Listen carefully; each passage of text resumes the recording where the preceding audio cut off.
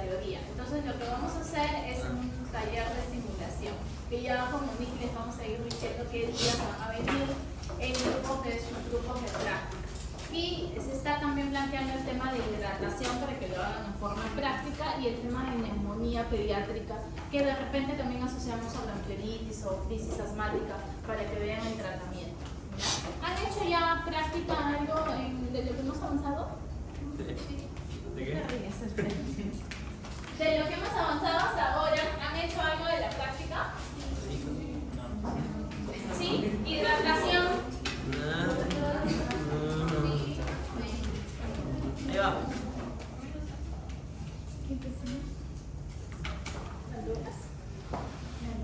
Estamos perfectos nosotros.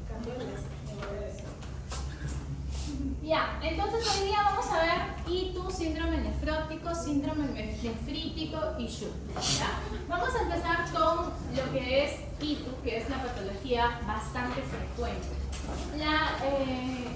La bibliografía es ambas que ven ahí. Primero hay que definir si estoy frente a una bacteriuria asintomática que se da en un menor porcentaje en niños, en la edad pediátrica, se da entre 1 o 2% de niñas, muy diferente en la edad adulta, ¿no? Que muchas mujeres adultas presentan bacteriuria asintomática. En cambio, en la edad pediátrica es de menos proporción. ¿Qué significa bacteriuria asintomática? Que los gérmenes en vía urinaria no van a presentar sintomatología o signos de infección. En cambio, en la sintomática va a presentar sintomatología con un crecimiento de gérmenes. ¿Qué germen es el que ven en la imagen? E. coli. Entonces, la E. coli es la más frecuente, ¿no?, de las infecciones urinarias. ITU alta, ITU baja.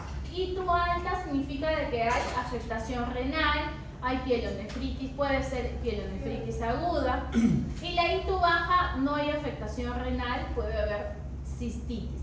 ¿Cuál es la diferencia en sintomatología?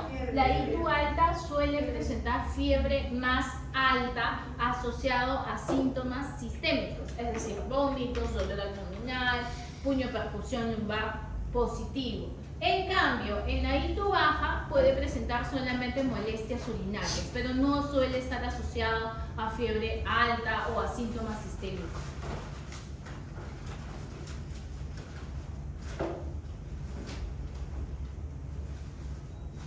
En la bacteriuria asintomática, como les he mencionado, no hay sintomatología. En cambio, en la significativa, o la bacteriuria significativa, perdónenme, el recuento de unidades formadoras de colonias por mililitro va a depender. Si yo recolecto una muestra, la orina recién emitida, tiene que haber más de 100.000 unidades formadoras de colonia por mililitro. Si hablo de cateterismo vesical, mayor de 10.000. Y si hablo de punción suprapúbica, cualquier recuento de colonia se considera significativo. Fue pregunta de examen de residentado médico de hace un par de años. La diferencia de uno de estos tres, ¿cuál era, no? Entonces hay que saber, en orina 100.000, en cateterismo 10.000 y en punción suprapúbica cualquier recuento de colonias. En ITU alta, pielonefritis aguda compromete el parénquima renal, por ello es que va a presentar síntomas y va a presentar puño percusión lumbar. En cambio, en la baja solamente puede generar molestias a nivel de la vía urinaria baja, es decir, ardor al orinar u otra molestia. En la epidemiología, ITU es bastante frecuente. En los primeros 3 a 6 meses, ¿en quién es mayor? En los varones. A partir del año de edad, en las mujeres. En la edad adulta, en las mujeres. Entonces, solamente en los primeros 6 meses tiene mayor prevalencia a nivel de los varones. Se han descrito tasas de recurrencia hasta el 10 al 15% en los primeros 6 a 12 meses, tras el episodio inicial, especialmente en lactantes que hayan tenido menos de un año. ¿Cuál es la malformación más frecuente asociada? El reflujo vesicoureteral. También fue pregunta, pero de ENAM, si mal no recuerdo. ¿Cuál es la patología más frecuente asociada a infección urinaria? el reflujo vesicoureteral.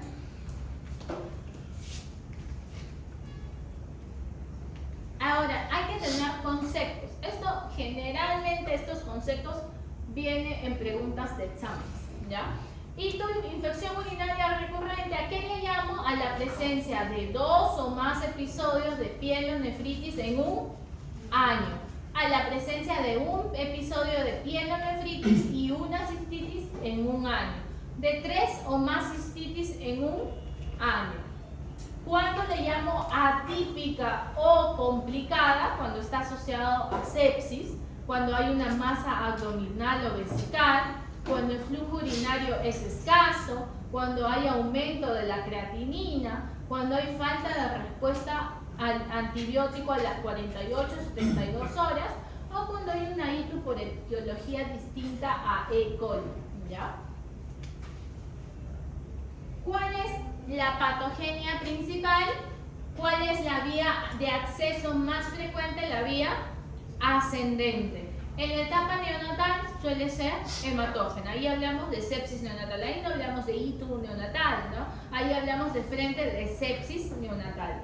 En lactante suele también ser ascendente. A nivel neonatal, a término ascendente, menos frecuente, pero suele ser más hematógena. Prematuro, más asociado a hematógena todavía. Entonces, la vía habitual de llegada de microorganismos, ¿cuál es? Ascendente. Sin embargo, actualmente se acepta la existencia de una predisposición genética, es decir, mamá que sufrió infección urinaria, posiblemente esta pequeña también pueda sufrir de episodios de infección urinaria. Eso tiene que ver relacionado a la genética, ¿ya? Y también al factor de defensiva del huésped y la virulencia bacteriana. No todas las personas van a desarrollar infección urinaria, pero hay un factor genético que si mamá ha tenido diferentes episodios, te va a decir, ¿será que en mi gestación tuve infección urinaria y ahora mi hijita de 8 años, 5 años, sufre de infección urinaria? ¿Tendrá que ver con la gestación? Con la gestación directamente, no es que la mamá le contagie hasta los 8 años, pero sí tiene que ver con un lado genético, o sea, que la mamá tenga ciertas evidencias o ciertos problemas que me va a predisponer que tenga infección urinaria, que le haya heredado al pequeño o a su hija a que también tenga infecciones urinarias a repetición. ¿Cuáles son los factores de riesgo? Los factores de riesgo en niñas es generalmente las niñas que se encuentran entre la edad de las 2 a 5 años, a 6 años, que algunas niñas de 4 o 6 años van al baño y suelen tener la limpieza de atrás hacia adelante. Entonces ahí está llevando contaminación de las heces hacia la zona uretral. También el estreñimiento, porque está en más contacto con las heces, ¿no? Ese es otro factor de riesgo. En el varón, la fimosis es una de las causas más frecuentes. ¿Y cuál era la anomalía anatómica más frecuentemente asociada? El reflujo vésico-ureteral. En mujeres ya adolescentes con vida sexual activa, la actividad sexual suele generar factor de riesgo. Para E. coli, sí, pero hay otra bacteria que se llama Proteus, ¿ya? Que está asociado a adolescentes que ya iniciaron su vida sexual. Y un factor protector, la lactancia materna, que haya sido duración de más de 6 meses. ¿Cómo es el reflujo vésico-ureteral? Este es mi riñón normal, con mis uréteres, mi vejiga y mi uretra. Se forma la orina y sale. En cambio, en el reflujo vésico-ureteral, la orina que se encuentra en la vejiga se regresa, ¿ya? Se regresa. La ecografía puede detectar reflujo vésico-ureteral. No precisamente da el diagnóstico. Sin embargo, se puede ver hidronefrosis porque hay aumento de lo que es la orina. Entonces, yo pido una ecografía no para detectar reflujo vésico-ureteral, pero pido una ecografía para detectar una anomalía asociada a lo que me puede estar produciendo reflujo vésico-ureteral. No todos los hospitales cuentan con gamografía, con los diagnósticos que vamos a ver más adelante. La gran mayoría, ¿qué es lo que se cuenta? Una ecografía renal, ¿no? ¿Y qué busco? Hidronefrosis. Ahora, en el diagnóstico yo tengo que saber, como en todas las patologías, la anamnesis, el examen físico, voy con los exámenes de laboratorio y con los exámenes de imágenes. ¿Qué voy a preguntar en la anamnesis? Historia familiar de enfermedades que pueden estar asociadas como reflujo vesicoureteral, litiasis renal o infecciones urinarias previas. En el diagnóstico prenatal se le pregunta si en la gestación hubo una ecografía con alguna malformación a nivel renal. Historia sugerente de que haya tenido este paciente infección urinaria previa, episodios de fiebre sin causa aparente que sea recurrente, disfunción vésico-intestinal, ¿no? Que pueda tener también constipación, si es que ya inició las relaciones sexuales en adolescentes, retraso pondoestatural, flujo urinario escaso o distensión vesical. Todo esto yo pregunto. Ahora, ¿en quiénes sospecho? En forma práctica viene en la emergencia. ¿El paciente lactante va a decir que tiene molestias urinarias? No, porque no habla. ¿Cómo va a venir?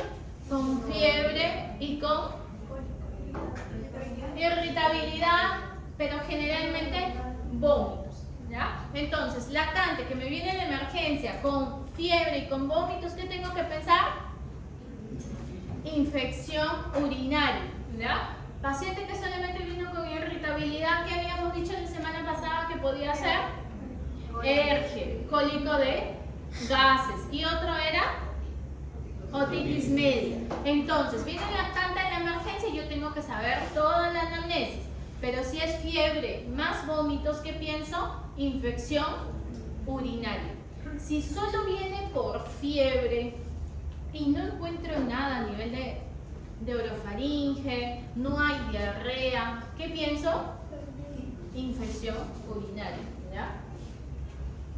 La clínica es inespecífica. En lactantes puede haber vómito, fiebre, letargia, apetito disminuido. En más de 3 meses ya puedo yo observar que puede haber una orina maloliente, falla de medro quiere decir falla en el crecimiento.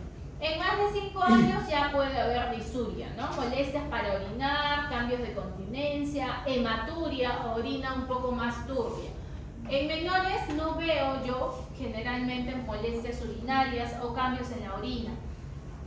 En la exploración física, ¿qué es lo que tengo que hallar? Tengo que hallar si sus percentiles, si estamos en el consultorio, si sus percentiles son adecuados para la edad, ¿no? Si está acorde, si la talla está normal. ¿Qué más tengo que buscar? Tengo que buscar exámenes que no hayan malformaciones como fimosis a nivel del penecito del niño, o vulvovaginitis, secreción vaginal en las niñas, fusión de labios, ¿no? Preguntar, ¿no? Y ir examinando de pie a cabeza buscando que no haya alguna anormalidad o una comorbilidad asociada.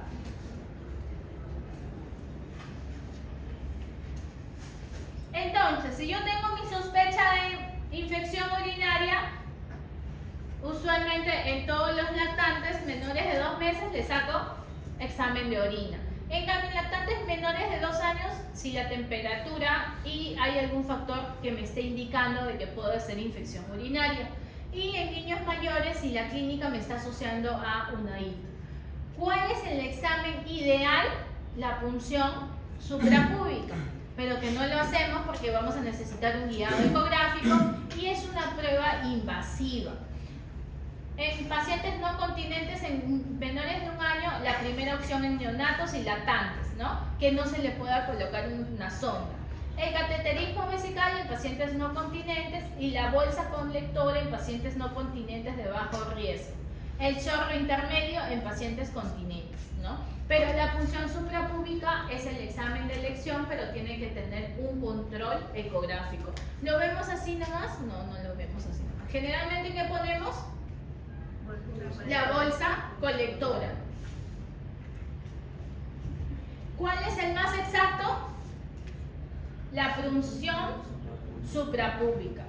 ¿Cuáles son las desventajas? Que es invasivo, ¿no? En cambio, en el cateterismo vesical suele ser invasivo, ¿no? Hay riesgo de contaminación.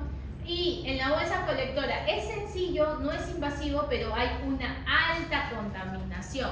Yo tengo que ver las células epiteliales. Si estas células epiteliales están abundantes, significa que ha habido quizás una mala toma de la muestra. Entonces, le saqué mi examen de orina. ¿Cuál era el más específico o el más sensible? La punción suprapúbica. Luego tenemos el cateterismo vesical. Y luego tenemos con la bolsa colectora o con la chorro intermedio. Análisis de orina, saco mi examen completo y veo mis tiras reactivas. ¿Qué veo? Nitritos, estereasa. Si tengo los dos positivos, significa que mi riesgo de ITU es muy probable. ¿Y qué es lo que yo tengo que hacer? Recoger un urocultivo. Si yo tengo nitritos positivos y estereasa negativo, quiere decir que mi ITU es muy probable y también recojo urocultivo. En ambos inicio antibiótico empírico cuando hay nitritos positivos. Sin embargo, si tengo nitritos negativos y estereasa leucocitaria positiva, valoro el inicio de antibiótico en función de los síntomas. Entonces, si yo tengo un paciente de 3 años que está con vómitos, con fiebre, no hay causa digestiva, no hay causa respiratoria y en su examen de orina tiene nitritos negativos y estereasa positiva, ¿inicio o no inicio antibiótico? Sí, inicio antibiótico porque tiene clínica, tiene sintomatología. En cambio, si yo tengo un paciente que tiene nitritos negativos, estereasa negativa, puedo repetir el examen de orina si es que hubiera fiebre o si no me descartaría ya la infección urinaria. ¿Qué es lo que voy a ver en el examen microscópico? Si hay más de 10 leucocitos por campo. Si yo tengo más de 10 leucocitos por campo, significa que posiblemente tenga infección urinaria. ¿Y cuál es mi gold estándar? El urocultivo. Aquí nuevamente la bolsa adhesiva, el chorro medio, el cateterismo y la punción suprapúbica, ¿ya?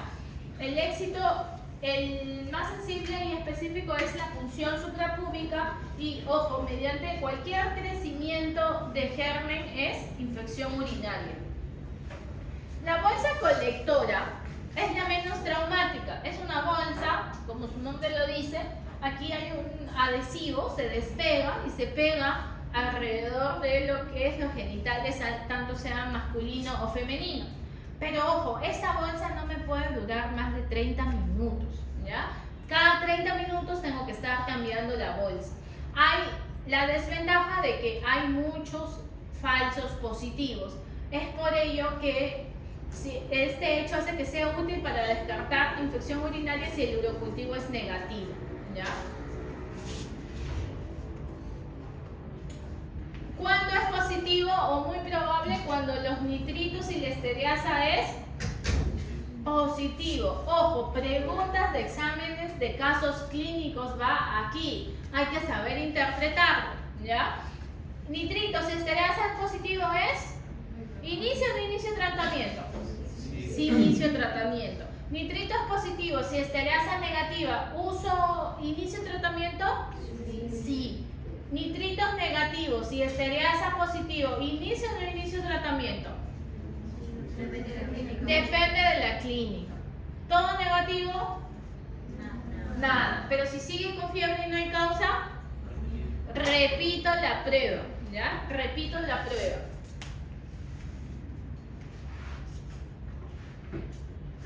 Aquí vemos lo que es sensibilidad, especificidad.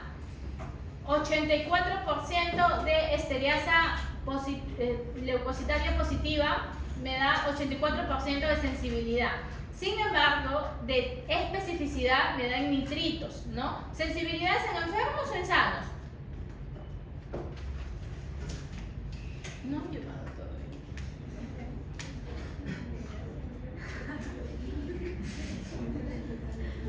¿Saben qué es sensibilidad?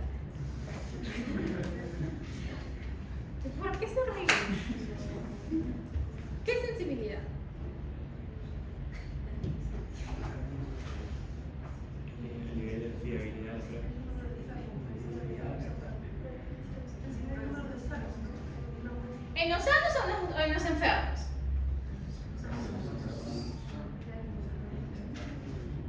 ¿Han llevado o no han llevado? ¿Se han llevado? Buscar la enfermedad en los sanos de necesidad de lograr que estemos realmente enfermos. Chicos, esa pregunta de nada. Sensibilidad, especificidad siempre viene. Valor predictivo positivo y valor predictivo negativo siempre viene. Y hay un cuadro que me enseñaron así, más nada, A, B, C, D, ¿no? A, B, C, D, especificidad, sensibilidad, valor predictivo positivo, valor... Las fórmulas. No. Me acuerdo bien las fórmulas. Pero hay una memotecnia ahí, bastante interesante. ¿Sensibilidad en qué va? ¿En enfermos o en sanos?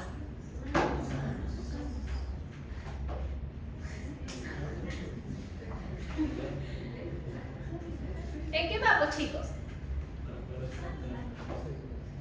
En sanos, ¿no? Y especificidad en enfermos. Entonces, ¿a mí qué me interesa? ¿Que tenga mayor sensibilidad o mayor especificidad? Mayor especificidad, ¿ya? Entonces, ¿quién tiene mayor especificidad? El nitrito. Por ende, teníamos nitrito negativo y estereasa positiva, valorábamos la clínica. Pero si teníamos nitrito positivo y estereasa negativa, sí o sí iniciábamos tratamiento, ¿no? Aquí. Ahí. Si tengo nitritos positivo y estereasa negativa, inicio. Pero si tengo nitritos negativo y estereasa positivo, dependiendo. Ahí está la explicación. Que nitritos tienen mayor especificidad, ¿ya? Ahora, si yo tengo estereasa positiva, nitritos positivos, más de 10 leucocitos por campo, me da una sensibilidad de 99.8%, ¿ya? Miren, mis leucocitos más de 10 por campo, 73, 81%. ¿Pero quién es mi gol estándar? El urocultivo. ¿Cuáles son las causas de falso positivo? La contaminación con una secreción vulvovaginal, la orina que no haya estado refrigerada el día anterior, la contaminación, de repente la mamita le lavó, le recontralavó con jabón, entonces falso positivo. Puede haber habido una contaminación o que hay un error en el laboratorio. Falsos negativos hay cuando hay obstrucción ureteral, lesión renal, orinas con pH muy bajo, cuando la densidad urinaria está muy disminuida. Entonces todas estas causas me dan falsos negativos. En el examen de orina, ¿qué evaluábamos? El pH, la densidad, el color y luego las células. Que ahí vemos los leucocitos, los hematíes y las proteínas, ¿no? En el examen de orina, nefros se han llevado, ¿no? Sí. Ya, bueno, el examen de orina, vean en sus hospitales un ejemplo de resultados de examen de orina. La parte macroscópica y la parte microscópica. En leucocitos, ¿cuántos más leucocitos tengo que ver yo para que sea positivo? Más de 10. En cambio, en la tira reactiva, ¿qué dos células tengo que ver? Nitritos y estereasa leucocital. Y para que yo diga este examen de orina es fidedigno, tiene que tener pocas células epiteliales, ¿ya? Porque significa que no ha habido una contaminación. Entonces, en el examen de orina yo veo la parte macroscópica y la parte microscópica. ¿Y qué busco? Leucocitos más de 10 leucocitos por campo. Está con sueño, ¿no? Pero yo no me molesto que traigan algo de comer. No, no, chicos, no se preocupen. Ya, en la ecografía, ¿qué veo? ¿Qué veo en ecografía? Si busco un reflujo vesicoureteral, puedo buscar hidronefrosis, ¿no? O puedo buscar una malformación que pueda evidenciarse en la ecografía. En cambio, en la uretrografía miccional seriada me va a haber malformaciones a nivel del uretra, ¿no? La urografía, La anterógrada es la que me va a descartar el reflujo vesicoureteral. Y otro estudio que es la gammagrafía. Y si hay lesión renal, el gol estándar para poder ver si hay necrosis a nivel de problema a nivel del riñón es la gammagrafía, para poder localizar dónde se encuentra la infección. Sin embargo, no es un examen de rutina. Entonces, tengo mi primer episodio de infección urinaria de mi pequeño, tengo el análisis de orina de control positivo. ¿Cuándo se recomienda realizar la ecografía de vías urinarias? Cuando es el primer episodio y cumple los siguientes criterios: hito febril, paciente que no controla la emisión y que no tiene una eco prenatal normal, signos de disfunción del tracto urinario, donde haya masa abdominal o vesical, la creatinina elevada o que tenga un hito por un microorganismo distinto a E. coli, llamada también hito complicada o atípica. Entonces, hago mi algoritmo de ITU. Sospecha de ITU, analizo los factores de riesgo y veo si tiene fiebre o no. Recolecto el examen, analizo el examen y puedo valorar usar la ecografía, ¿no? ¿Qué preguntaría en la anamnesis que habíamos dicho? Antecedentes de infección urinaria en la mamá, si hubo una ecografía prenatal con problema renal en el recién nacido, o a nivel fetal, perdónenme, si ha habido infecciones urinarias previas o si tiene alguna comorbilidad asociada, como por ejemplo,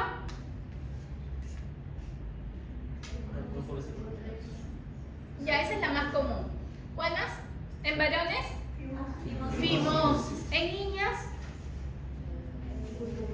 Vulvovaginitis. ¿En niños y en niñas? Constipación, estreñimiento, ¿ya?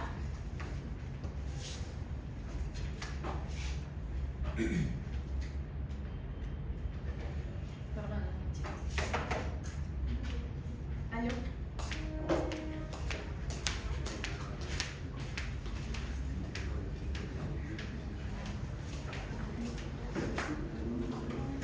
Miércoles 17.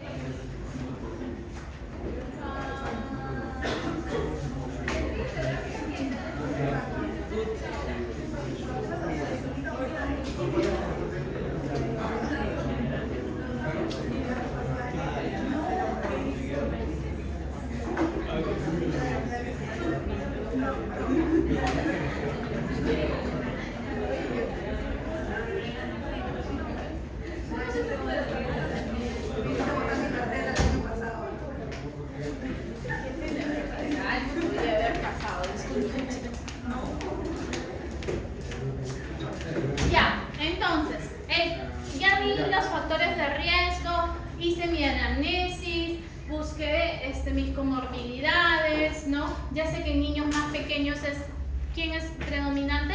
Los varones. Y en niños mayores de 1 año o de 6 meses, las mujeres. Mi agente etiológico con mayor proporción es E. coli. Ahora, existe una E. coli Blair resistente, ¿no? Que hay que tener mucho cuidado. Actualmente está en aumento. Existen múltiples valores, múltiples estudios que mencionan por qué está en aumento esta E. coli Blair resistente. Y está asociado también a un proceso infeccioso en la mamá en la gestación, está asociado a un problema genético, al uso de antibióticos previos, ¿ya? Ahora, en el tratamiento, ¿qué es lo que tengo que hacer? Erradicar los microorganismos invasivos, aliviar los síntomas y prevenir o minimizar el daño renal. En la hito febril o pielonefritis, la duración del antibiótico va de 7 a 10 días. ¿Qué antibiótico uso? Puedo usar una cefalosporina de tercera generación o puedo usar amoxicilina con ácido clavulánico o cefalosporina de segunda generación. En la hito febril o cistitis, una duración de 3 a 4 días, puedo usar amoxicilina con ácido clavulánico, cefalosporina de primera o segunda generación, fosfomicina, nitrofurantoína o el famoso Bactrim, que es el trimetoprim más el sulfametoxazol. Esta diapositiva me pareció muy bonita. ¿Cómo la hice yo? La hizo mi guerrero.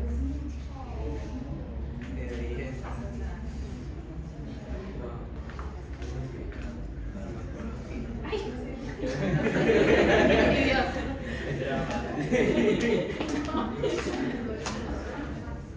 Ya, yo puedo tener mi agente bacteriano que sea cocos gram positivos, puedo tener bacilos gram negativos o anaerobios. ¿Quién es el más frecuente? La E. coli. ¿Y qué medicamentos me cubre E. coli? Amoxicilina, cefazolina, trimetroprima, ciprofloxacino, amicacina, gentamicina, cefuroxima, ceftriaxona, cefepime, amoxicilina con ácidos clavulánicos, ceftazidima, el pipetazo, ¿no? Que es la piperacilina con tazobactam, meropenem, ertapenem. ¿Clinda me cubre? No. Entonces, esta es toda la relación que yo puedo ver que me cubre. Sin embargo, el estafilococo aureus resistente, meticilin resistente, me cubre solamente Clinda y banco. Y los estafilococos susceptibles, que son los que están aquí, me cubre también clindamicina y vancomicina.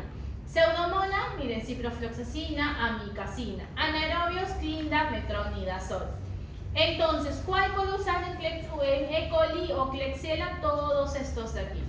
Ciprofloxacino, ideal o antiguamente no usábamos porque había riesgo de lo que es la ruptura de los tendones, del tendón de Aquiles en adultos, y por ello es que no usábamos en niños, ¿ya? Aparte, es un jarabe que viene granulado y tiene muy poca adherencia con los niños, por eso es que no lo usamos como primera indicación, ¿ya? Aquí tenemos, por ejemplo, los medicamentos con las dosis. Amicacina, la dosis 15 miligramos kilo día cada 24 horas. Cefuroxima, que viene de 250 miligramos en 5 mililitros, se le puede dar 75 miligramos a 150 miligramos día. Ojo, si quieren en dosis de kilo día, miligramo kilo día, va entre 10 a 30 miligramos kilo día. Ceftriaxona, que va de 50 a 75 miligramos kilo día. Cefotaxima, 150 miligramos kilo día. La famosa cefalexina, que es la que se usa mayormente, de 50 a 100 miligramos kilo día, dividido en 4 dosis, es decir, cada 6 horas. Cefaclor, 20 a 40 miligramos kilo día, cada 8 horas. Cefuroxima, de 20 a 30, como les mencionaba, cada 12 horas. Y cefixime, 8 miligramos kilo día. Esto de aquí es necesario que ustedes más adelante sepan y se familiaricen, ¿ya? Cómo se sacan las dosis, eso lo vamos a hacer en una clase de taller para que sepan cómo van a sacar las dosis. Esos son todos los síntomas adversos que puede provocar cada familia de medicamentos. Entonces, ¿con quién inicio? Si yo empiezo con un paciente con infección urinaria, cualquiera de estos 4 me va muy bien. Si estoy en el estado, solo cuenta con eso, ¿no? Cefuroxima hay en tableta. En la parte privada puedes usar cualquiera, ¿no? No es que vayas de frente, por ejemplo, con amicacina, con ceftriaxona, no. Empiezas con vía oral si hay buena tolerancia. El tratamiento en ITU baja habíamos dicho de 3 a 5 días y en el tratamiento de ITU alta de 7 a 10 días. ¿Quiénes se hospitalizan? Cuando era residente, hace 7, 8 años, 9, en el 2015. La edad menor era menor de 7 meses, 8 meses. Cuando salí en la residencia era 6 meses, ahora ya estamos en edad menor de 3 meses, con instancia de ir a menos de 2 meses. O sea que un lactante con infección urinaria de 5 meses puede estar en su casa, ¿ya? Le puedes dar el tratamiento vía oral. ¿Quién más se hospitaliza? El paciente que tiene aspecto tóxico, el que está deshidratado, el que tiene alguna inmunosupresión, alguna malformación, el paciente que tú ves a la mamá y vas a ver, no, esta señora no le va a dar su medicamento, se hospitaliza.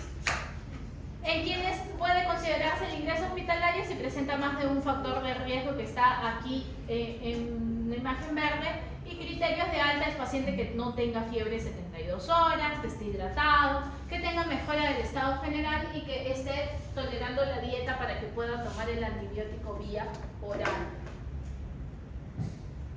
La profilaxis antibiótica le damos en pacientes que hayan tenido infecciones recurrentes, en pacientes que hayan tenido reflujo vésico-ureteral, dilatación de vías urinarias, que tengan sondaje mantenido, que sean candidatos a cistografía. ¿Y qué le damos? Le damos amoxicilina con ácido clavulánico o fosfomicina o cefalosporina en menores de 2 meses. Si es más de 2 meses, el famoso Bactrim, ¿no? Que es el trimetoprim más el sulfamethoxazol. En mayores de 2 a 3 años se da la nitrofurantoína. ¿Alguna duda, chicos? ¿Cuánto tiempo se da? Más o menos 2 meses a 3 meses, ¿no? ¿Alguna duda? En una sola toma 1 gramo al día, ¿no? Que viene diluyente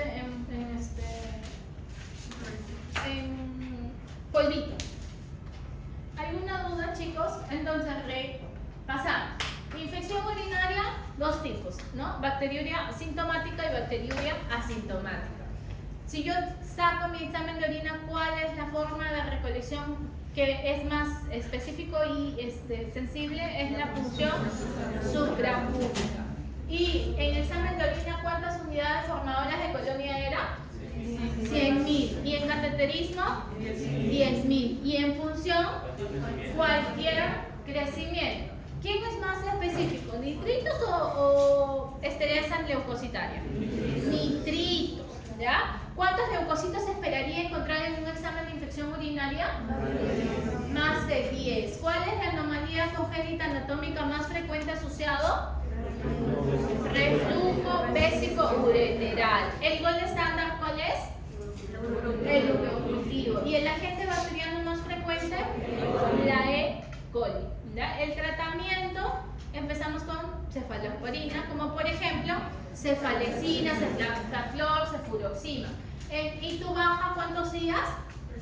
3 a 5 días. En ITU alta, 7 a 10 días. ¿Ya? Pasamos a la segunda parte.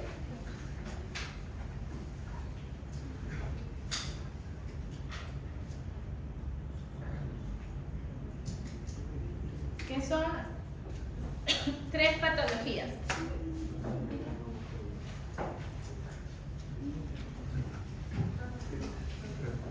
Aquí tenemos lo que es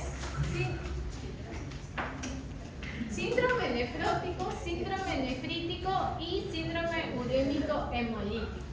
Para aprender nefro, les cuento que yo tenía trauma con nefro. ¿Por qué? Porque mi pregrado en fisio saqué 11, en fisiopato saqué 10, en patología,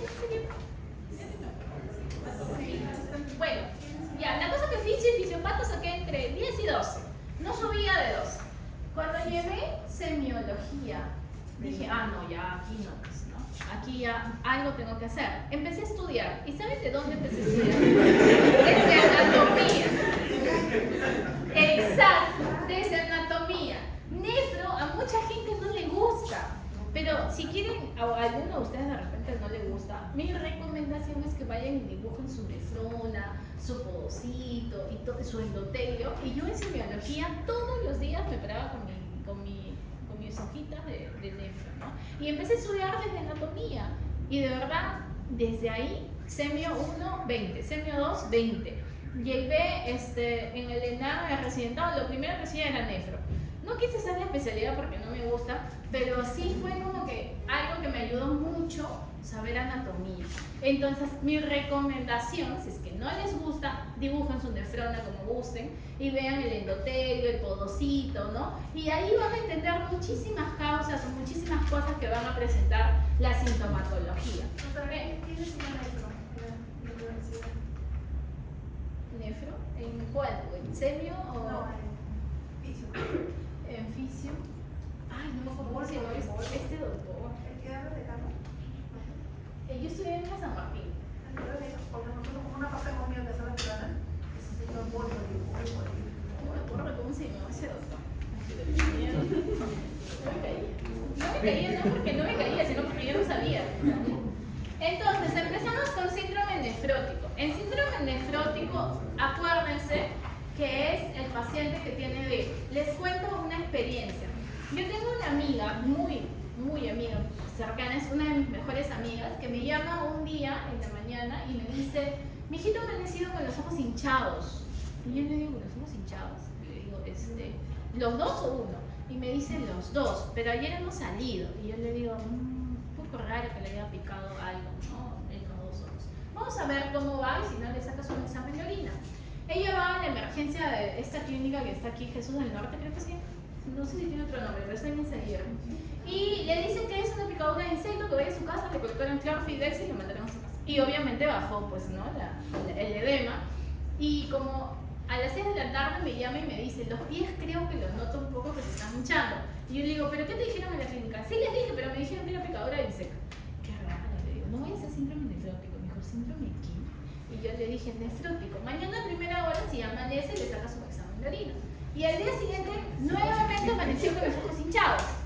Se saca el examen de orina y me envía el resultado y tenía proteínas 3 cruces. O sea, simplemente salió el sedimento. Y va nuevamente a la clínica y le dicen que sí, pues era un síndrome nefrótico y que tenía que hospitalizarse, ¿no? Entonces, en ella ha seguido el tratamiento de corticoides, aún todavía no le han hecho la biopsia, ya está para hacerle la biopsia porque ha tenido recaídas, ¿no? Pero siempre que escuchen o que vean edema bipalpebral, ¿no?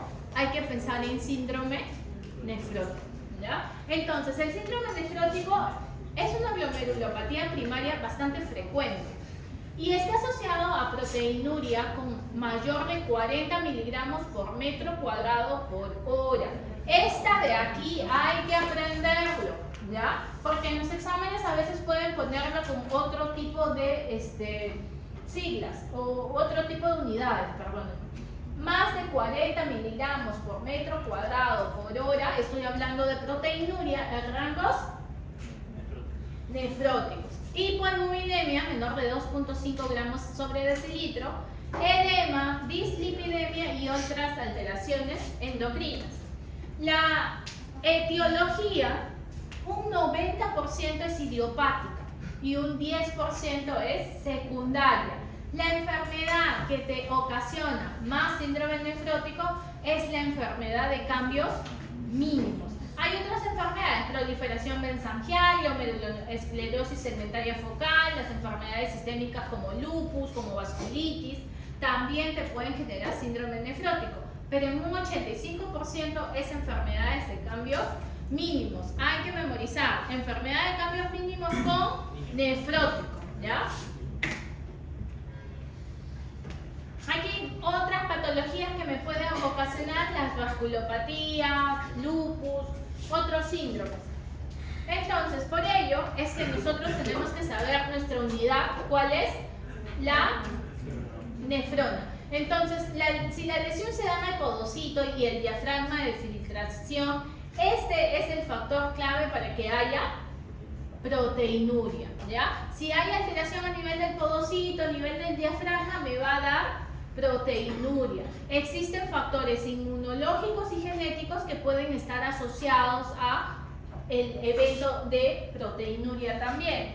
Entonces, ¿cuál es la clínica? Proteinuria más de 40 miligramos por metro cuadrado por hora, ¿ya? No les voy a tomar 50 miligramos por kilo día, les voy a tomar 40 miligramos por metro cuadrado por hora. Ah, no, a usted no les gusta que les diga qué les voy a tomar. No. Ese. Estoy feliz. Ya me acordé.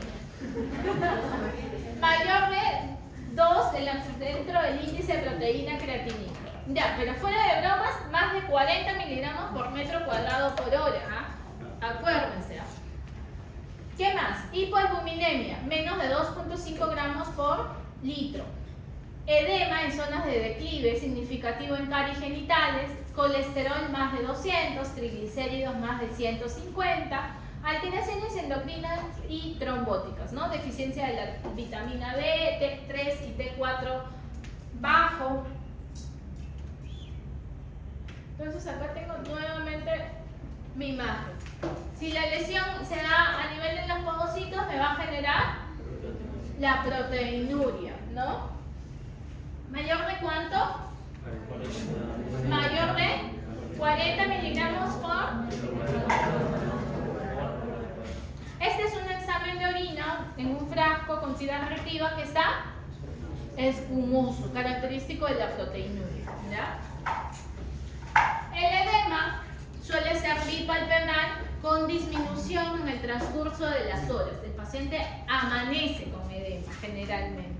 Existen dos teorías, el underfill y el overflow, en el cual la proteinuria más el catabolismo renal de la albúmina me va a generar hipoalbuminemia. Y esto me va a generar el descenso de la presión oncótica, generando hipovolemia y retención de sodio con el estímulo del sistema renina-angiotensina y de la aldosterona, generando edema. Ahora, ¿cuál es la otra teoría? La alteración del balance tubular renal con la retención de sodio.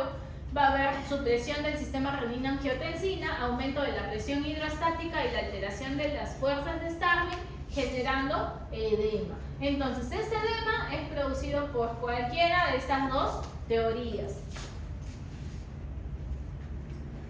¿Qué más me puede provocar? Me puede provocar la albúmina menor de 2.7, ¿no? Cuando ya es menor de 1.2 puede generar hipotensión ortostática, oliguria, dolor abdominal. 2 a 4 semanas de proteinuria ya me va a generar edema palpebral, generalmente matutino, abortamiento, aumento de peso, palidez, ¿no? Reblandecimiento de la punta de la nariz y del lóbulo de las orejas. Entonces, volvemos nuevamente. Síndrome nefrótico, ¿cuál es su etiología más frecuente? Enfermedad de cambios mínimos, ¿no? ¿Y qué me va a generar? Proteinuria mayor de 40 miligramos por metro cuadrado por hora, hipoalbuminemia menor de 2.5, edemas, dislipidemias, ¿no? ¿Puede haber hematuria? Sí. ¿Puede haber hipertensión? Sí, pero no es característico. Aquí lo característico es la proteinuria. Y la enfermedad de cambios mínimos es una nefrosis lipoidea o llamada también enfermedad de Neal. Es más frecuente en niños con menores de 6 años hasta un 80%. Los glomérulos suelen tener una apariencia normal, pero hay ausencia de depósitos con la inmunofluorescencia. Hay fusión de los podocitos en la capa epitelial visceral del glomérulo y hay gotas de grasa en las células del túbulo proximal. Esto es lo que le caracteriza a los cambios mínimos. Entonces, volvemos a repasar. Nefrótico está asociado a edema, a proteinuria y a hipoalbuminuria. ¿Proteinuria mayor de cuánto? 40 miligramos por metro cuadrado por hora. ¿Puede haber hematuria? Sí, hipertensión, insuficiencia renal. Pregunta de Nan. Los pacientes son más susceptibles a infecciones, especialmente, y te ponen estafilococo, neumococo, Klebsiella, micoplasma. Clave, neumococo. ¿Por qué? Por disfunción inmune de las células T y B, que me va a generar una pérdida urinaria de las inmunoglobulinas. Hay frecuencia de ascitis, hepatomegalia, el dolor abdominal me va a generar incluso descartar PBE, que es peritonitis primaria. Entonces, el diagnóstico con la valoración inicial, si ha habido antecedentes familiares, antecedentes personales y con la sintomatología. En el examen físico vamos a ver aumento del tamaño, edema, puede haber disnea, taquicardia. ¿Y qué exámenes saco? El hemograma, viendo las plaquetas, ¿no? Viendo urea, creatinina, serología para procesos infecciosos como citomegalovirus, Epstein-Barr, parvovirus B19, herpes 6. En situaciones de riesgo infeccioso para VIH o gota gruesa, saco también prueba para TBC, frotis faríngeo y la proteinuria de 24 horas. Puedo valorar radiografía de tórax para ver si es que hay derrame pleural, o ecografía renal en caso de que haya hematuria, ecografía abdominal en caso de que haya ascitis, Y los exámenes para descartar anasar, casítis, ¿no? Antitrombina, fibrinógeno, los dímeros D, perdónenme, el riesgo de trombosis. Complemento para buscar causas, ¿no? C3, C4, anti-DNA para buscar lupus, para buscar enfermedades sistémicas, vasculitis. Entonces, en el examen de orina vamos a encontrar densidad aumentada, pH normal, puede haber hematuria, pero generalmente va a haber proteinuria. En el hemograma puede estar aumentado la hemoglobina y el BSG, puede haber leucocitosis, estereasa leucocitaria en el examen de orina, ¿no? Cilindros hialinos granulosos y cilindros hemáticos. Puede estar la función renal aumentada, el boom, la creatinina aumentada, hay que sacarle electrolitos para ver si no hay algún problema del sodio bajo. Buscan derrame pleural, en caso de trombosis una ecodoppler renal y las inmunoglobulinas para buscar patologías asociadas. Nuevamente, ¿qué hay? Proteinuria, hipoproteinemia, dislipidemia, hipercoagulabilidad y cuadro clínico de edemas y oliguria. ¿Cuándo sacamos la biopsia renal?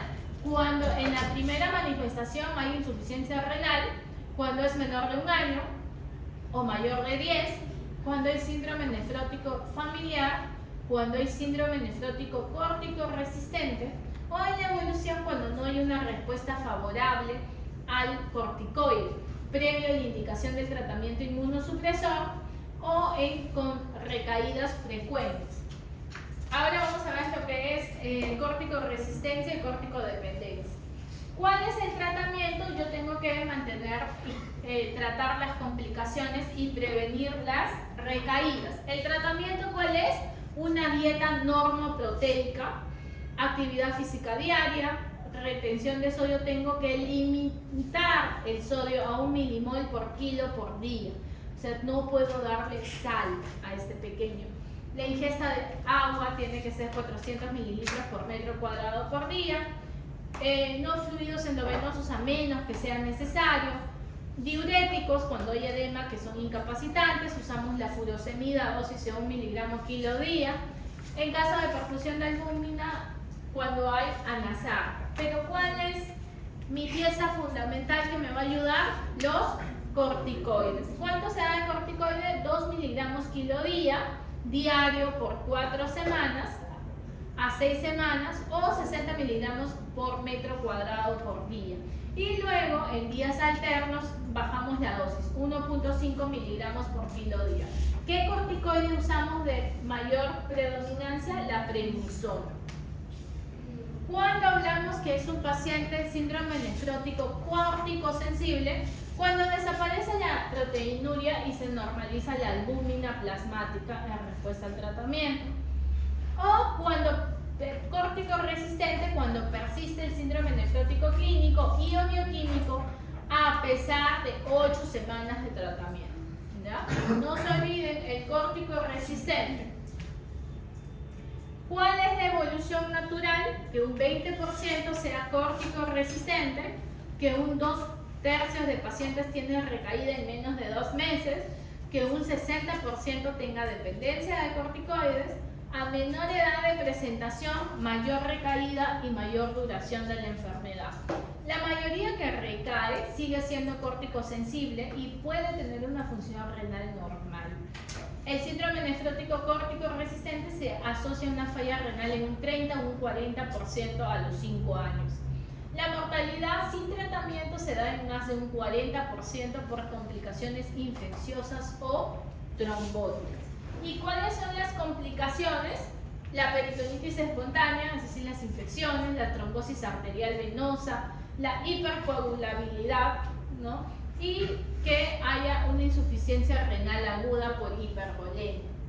Si hay recaídas, nuevamente se empieza con la prednisona vía oral a dosis de 2 miligramos kilo día hasta que no haya proteinuria por 5 días y luego se alterna a 1.5 miligramos kilo día. No hay efectividad con los corticoides, pasamos a los inmunosupresores, que es ciclofosfamida, micofenolato. Entonces, volvemos a recapitular. Nefrótico, ¿con qué enfermedad está asociado? Enfermedad de alteración a nivel del podocito y esto me va a generar proteinuria. Proteinuria en rangos nefróticos, ¿cómo se le llama? Mayor de 40 miligramos por metro cuadrado por hora. ¿O qué otra sintomatología? Edema. ¿Qué más? Hipoalbuminemia. Tratamiento: prednisona, corticoides a dosis de 2 miligramos kilo día. Y diuréticos en el caso de que persista el edema o que sea molestoso con furosemida 1 miligramo kilo día. Entonces, nefrótico es a cambios mínimos, como nefrítico es a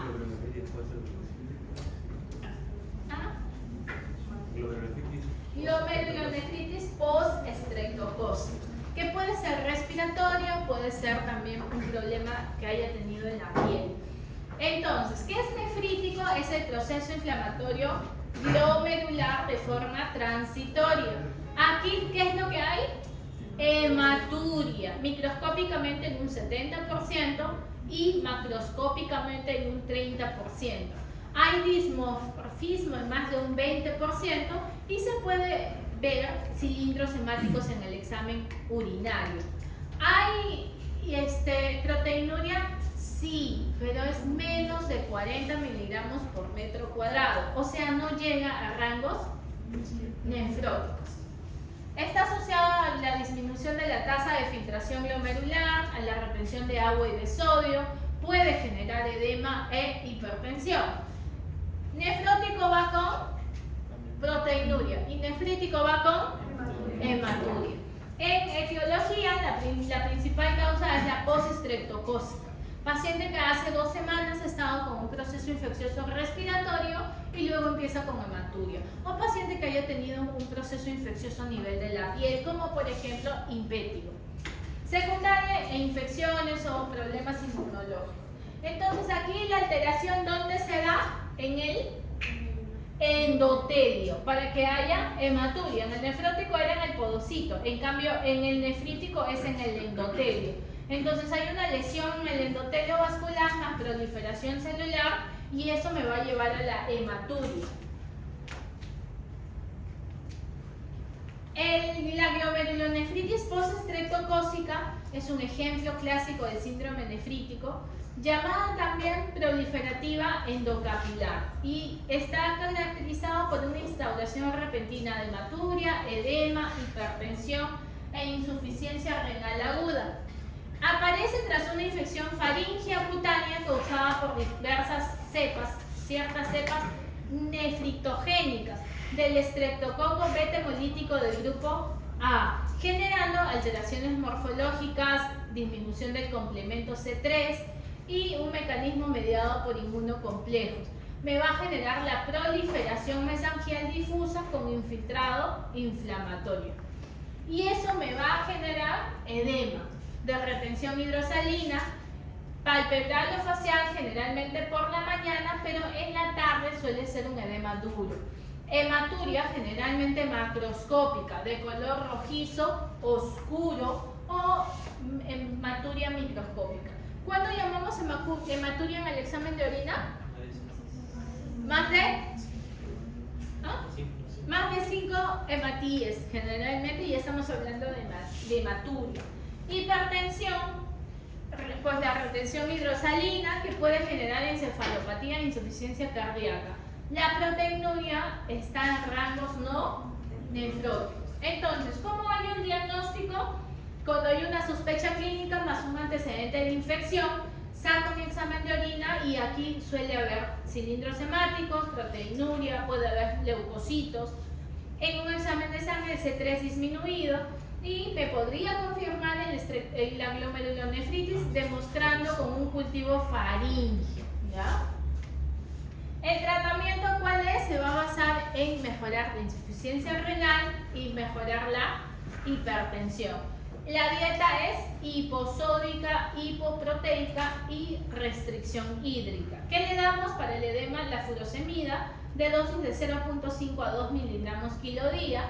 Para la hipertensión usamos los calcio antagonistas como el nifedipino.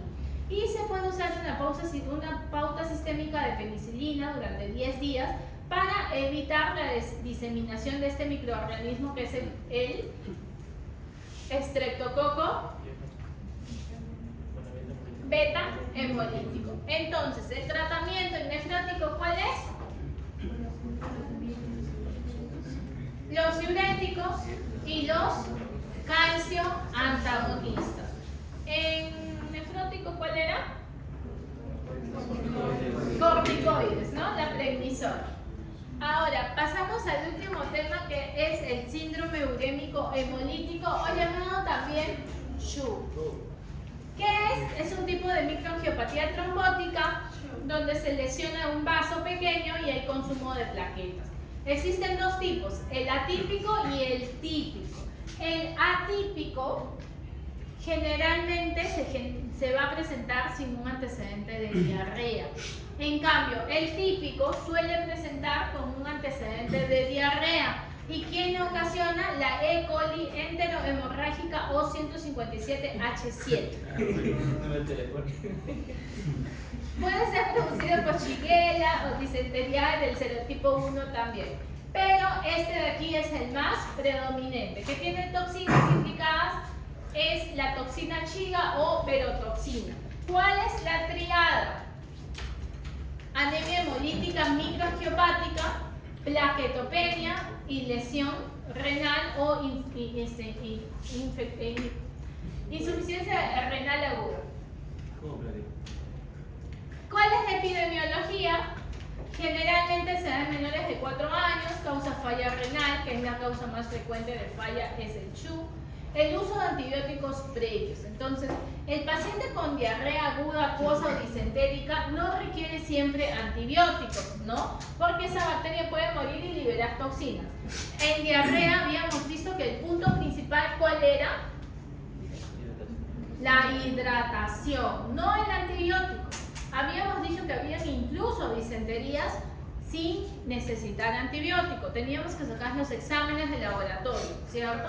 Entonces, el punto clave en un paciente con diarrea es la hidratación. No es el antibiótico, más bien el antibiótico me puede dar SHU. ¿Y cuál es la fisiopatología? La toxina Shiga o verotoxina se va a dirigir al endotelio, acoplándose al receptor GB3 en el endotelio, y se va a alterar la producción de proteínas.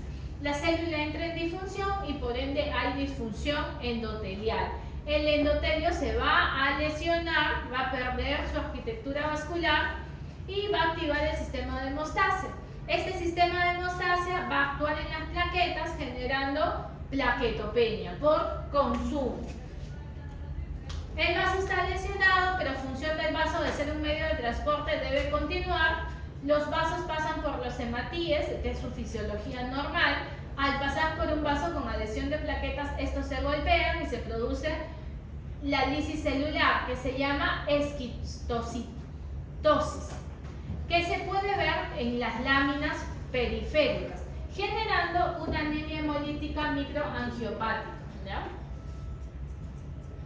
Hay lesión a nivel renal en el glomérulo. Primero se va a lesionar el glomérulo, luego se va a lesionar el túbulo.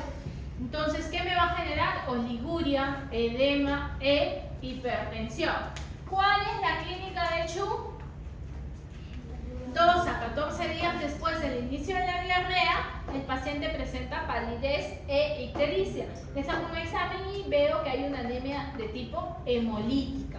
Hay una insuficiencia renal aguda que me puede generar edema, oliguria, hipertensión, hematuria, proteinuria y plaquetopenia, ¿no? Entonces, ¿cuál es mi triada? Anemia, la insuficiencia renal aguda y la plaquetopenia. En un 15 a un 20% hay alteración del sistema nervioso central que puede presentar convulsiones e incluso el coma y llegar a fallecer.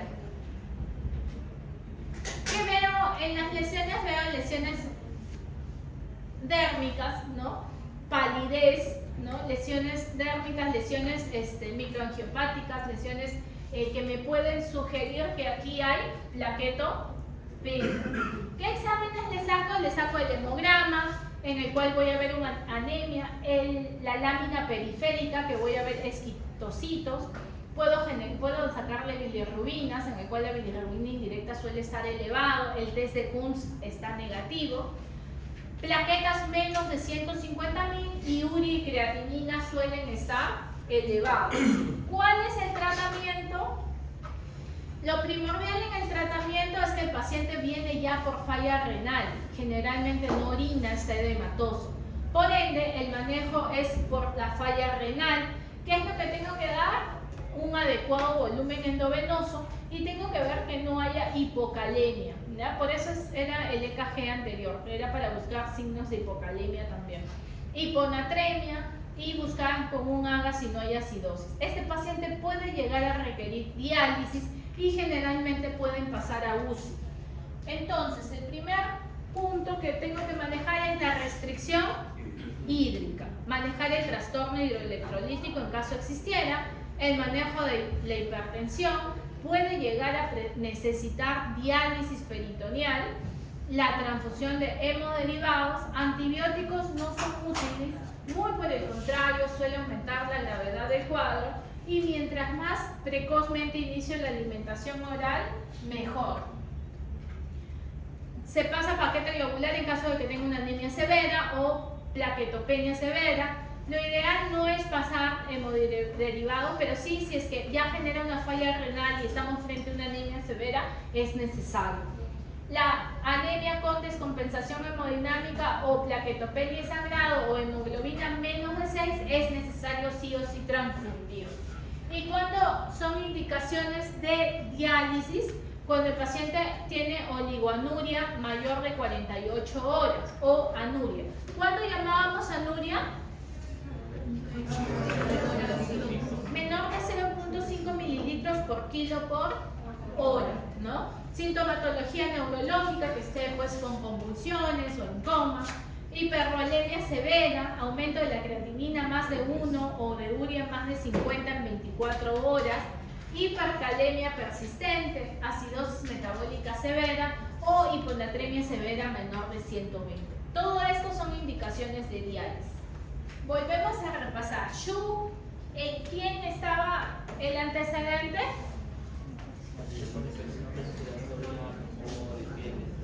La E. coli enterohemorrágica o 157H7, ¿no? Está asociada a una triada. ¿Cuál es la triada? Anemia, plaquetopenia y insuficiencia renal aguda. El tratamiento es la restricción hídrica, el tratamiento de la hipertensión y en caso tenga algunas indicaciones puede llegar a requerir transfusión de hemoderivados o incluso diálisis, ¿ya? Nefrótico asociado a qué enfermedad? Cambios mínimos. Y nefrítico, glomerulonefritis post-estreptocócica. Pueden ir atrás.